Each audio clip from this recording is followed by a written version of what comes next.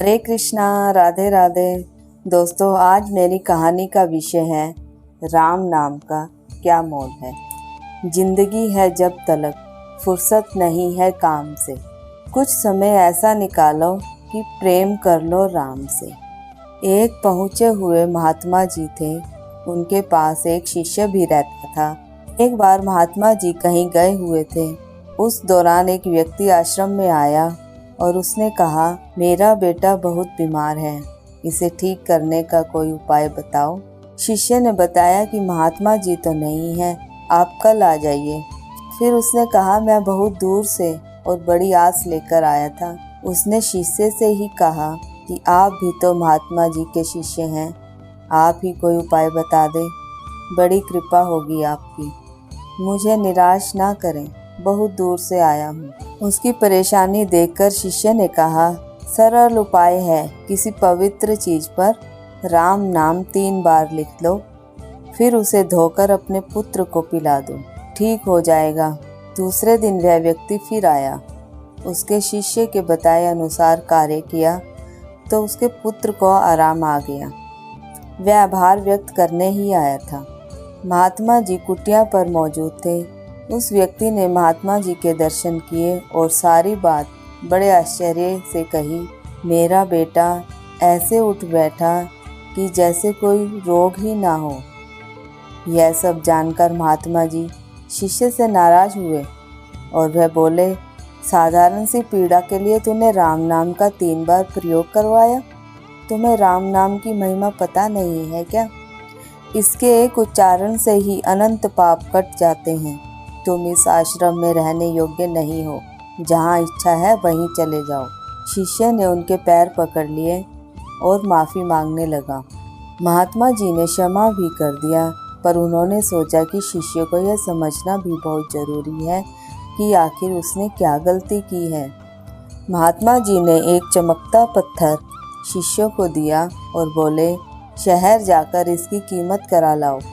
ध्यान रहे, बेचना नहीं, बस लिखते जाना कि किसने कितनी कीमत लगाई है। शिष्य पत्थर लेकर चला। उसे सबसे पहले सब्जी बेचने वाली मिली। पत्थर की चमक देखकर उसने सोचा, यह सुंदर पत्थर बच्चों के खेलने के काम आ सकता है। उसके बदले में ढेर सारी मूली और साग देने को तैयार हो गई। शिष्य कुछ और आगे बढ़ा तो उसकी भेंट एक बनिए से हुई। उसने पूछा, इसका क्या मोल लगाओगे?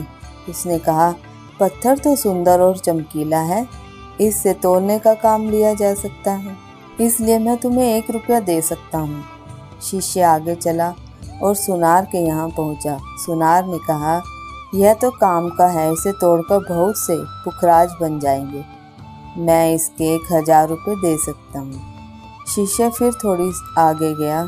अब वह रत्नों का मोल लगाने वाले जौहरी के पास पहुंचा।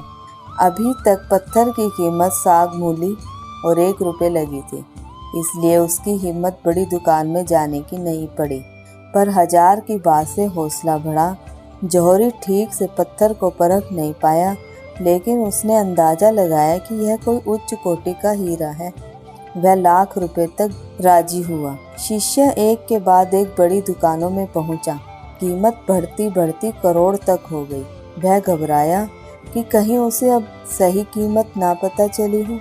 हार कर वह राजा के पास ही लौट आया। राजा ने जौहरियों को बुलाया। सबने कहा, ऐसा पत्थर तो कभी नहीं देखा, इसकी कीमत आंकना हमारी बुद्धि से परे है, इसके लिए तो सारे राज्य की संपत्ति भी कम पड़ जाए।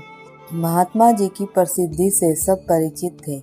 राजा ने कहा, गुरुजी से कहना कि यदि वह इसे बेचना चाहते हैं तो मैं उन्हें सारा राज्य देने को तैयार हूँ। शिष्य ने कहा कि नहीं, सिर्फ कीमत पता करनी है। वह वापस आश्रम पर चला आया और सारी कहानी सुना दी। फिर बोला कि जब राजा पत्थर के बदले अपनी सारी संपत्ति देने को राजी है तो इसे बेच ही देना चाहिए। गुरुजी ने कहा, अभी तक इसकी कीमत नहीं आकी जा सकी है। शिष्य ने पूछा, गुरुजी, राजा अपना पूरा राज्य देने को राजी है, इससे अधिक इसकी कीमत क्या हो सकती है?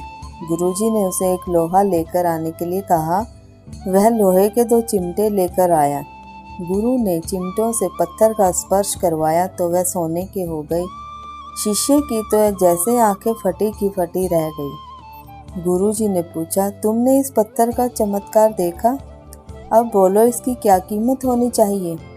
शिष्य बोला, संसार में हर चीज की कीमत सोने से लगती है, पर जो स्वयं सोना बनाता है उसका क्या मोल हो सकता है? महात्मा जी बोले, यह पारस है। इससे स्पर्श करते ही लोहे जैसी कुरूप और कठोर चीज सोने जैसी लचीली और चमकदार हो जाती है।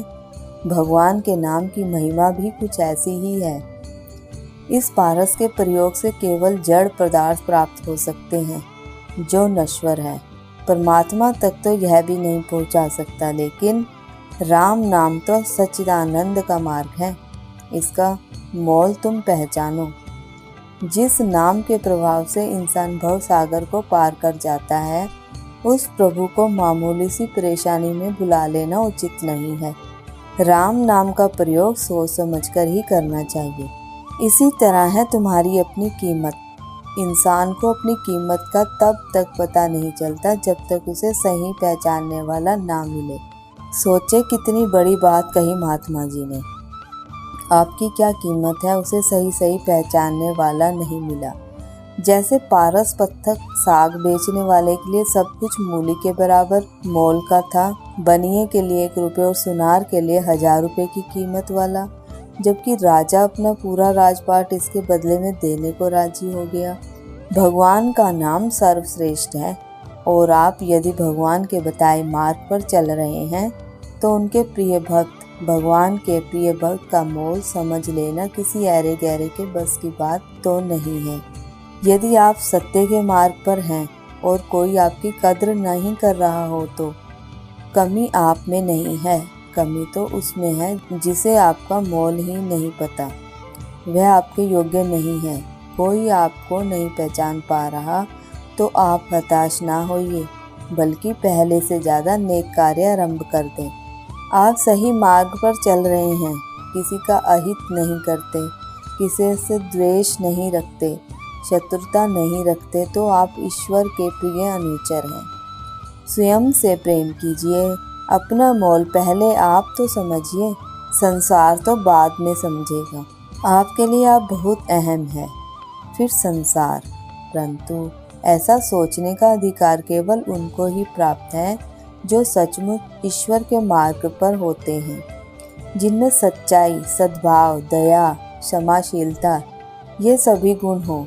यदि इन गुणों से वे विहीन होकर यह भावना रखें तो सावधान करती हूँ, ईश्वर आपको कभी फलते नहीं देख सकते। आप यदि अवगुणों से भरे किसी व्यक्ति को बहुत फलते फूलते देखते हैं तो निराश ना हो। आपको नहीं पता कि अंदर से वह कितना भयभीत, कितना खोखला है। वह तो पूर्ण जन्म के संचित पुण्य कर्मों के बैंक बैलेंस में से दोनों हाथ उड़ा रहा है। जिस दिन वह पुण्य समाप्त हुआ उसका बुरा हर्ष होगा। बुरी राह पर चलने वाले लोगों की संतानें क्यों दुखी रहती हैं? माता पिता के पूर्ण जन्म से संचित कर्मों से बच्चों को अंश मिलता है।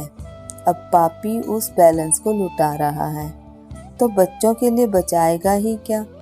इसी कारण उनकी संतानें भी कष्ट भोगती हैं। भगवान के नाम का प्रभाव और उसका रहस्य जब तक हम नहीं समझेंगे तब तक किसी भी शिक्षा का कोई मोल नहीं होता। आत्मबोध करें, दूसरों के ज्ञान और उपदेश को ग्रहण करें।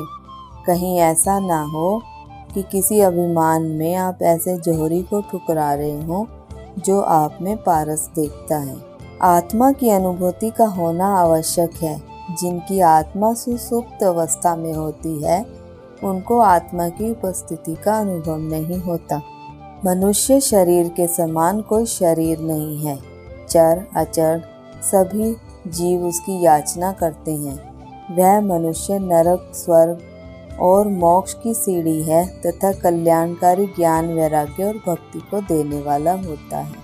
ऐसे मनुष्य शरीर को धारण करके भी जो लोग श्री हरि का भजन नहीं करते और नीच से नीच विषयों में अनुरक्त रहते हैं, वे पारसमणि को हाथ से फेंक देते हैं और बदले में कांच के टुकड़े को ले लेते हैं। तो दोस्तों, अगर आपको मेरी ये कथाएं अच्छी लग रही हों तो प्लीज़ आप मेरे वीडियो को लाइक, शेयर और सब्सक्राइब ज़रूर करें और इस वीडियो को ज़्यादा से ज़्यादा शेयर करें। तो चलिए मेरे साथ महामंत्र का उच्चारण करें। हरे कृष्णा कृष्णा कृष्णा हरे हरे, हरे राम राम राम हरे हरे।